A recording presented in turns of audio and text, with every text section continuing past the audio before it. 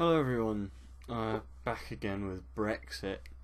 One thing that has been quite apparent after Brexit and can be seen in other countries is an increase in racism, or at least racially motivated crimes. Although that's what everybody's calling it, it's not really, since the people that have been targeted, in the UK at least, are people who are either Eastern European or Middle Eastern, and nevertheless all Caucasian.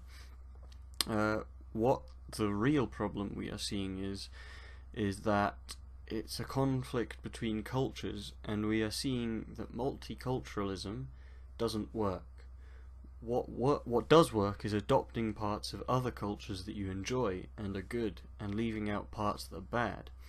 Britain has been an excellent example of this over the years, and over the time of it being one of the greatest empires in history, as we have taken to a culture, well, that is our culture now, of appreciating and adopting foreign foods, especially, as our own, such as kebabs from Turkey, tea and coffee from Asia and America, curry from India, and so on, as well as that we ended things that were bad in our society. We brought an end to slavery globally by abolishing the trade of slaves in 1807, and then abolishing the ownership of slaves in 1833, and then throughout the empire, and through then the whole empire, I think, was then slave free by 1843, and then afterwards pressuring other countries into doing the same. And even though it was economically the wrong thing to do, morally it was the right. And so Britain did that. They pressured other countries into doing the same. And in very recent times, we've become a lot more tolerant towards gay people. And that's a good thing, I think. So currently we are seeing political polarization that leads to people either rejecting their own culture or to rejecting the cultures that have been brought here, because change is happening too soon and too fast for many people to handle properly. They see the local Polski sklep opening up on their high streets and they feel like Britain is becoming Poland. And that's not what any British person wants. In reality, having a shop that sells Polish food and things like that is quite nice. They have quite decent sauerkraut, actually, and various sausages. They're a lot like German or Austrian ones, but I think they're a bit inferior. And different breads as well. It's quite good, I think. And there's no reason why it can't be just as good for everyone as having a curry house or kebab shop on your high street. But when a person sees the Polish people and culture so prevalent in their neighbourhood, they will feel as though they do not live in Britain anymore.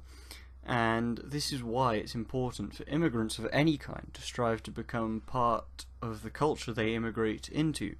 If you're Polish going to Britain, you must adopt a certain amount of British culture, learning how to speak, read and write English as you live in Britain, and try to just be like the other British people there. Just as if I moved to Japan, I'd learn Japanese, and Japanese customs and traditions to fit into the Japanese culture. Possibly even take a Japanese name like Hajimemashite, dozo yoroshiku, watashi no namae wa Yoshitaka desu, or something like that. Because you're only a guest in somebody else's country if you move there.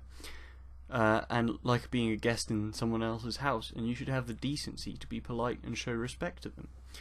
And whilst the political polarization has created this strange kind of fear of being culturally invaded, it has also bred genuine racism that just not in the amounts that the media would like us to think. For example, there was an incident recently in Graz, Austria, where a van said Heil Hitler written on the back.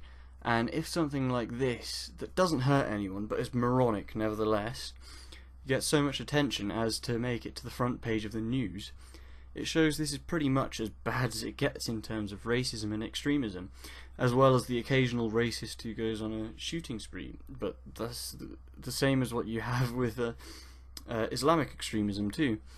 And the media doesn't cover all of the Islamic stuff. Like, if they covered everything on the Islamic side that they did on the racism side, or at least what they called racism, there would be so much more, because there's so many Islamic countries that allow men to beat their wives and stone gays to death, but you just don't hear about these things. Only the events that are large enough that the media can't avoid doing a story on it.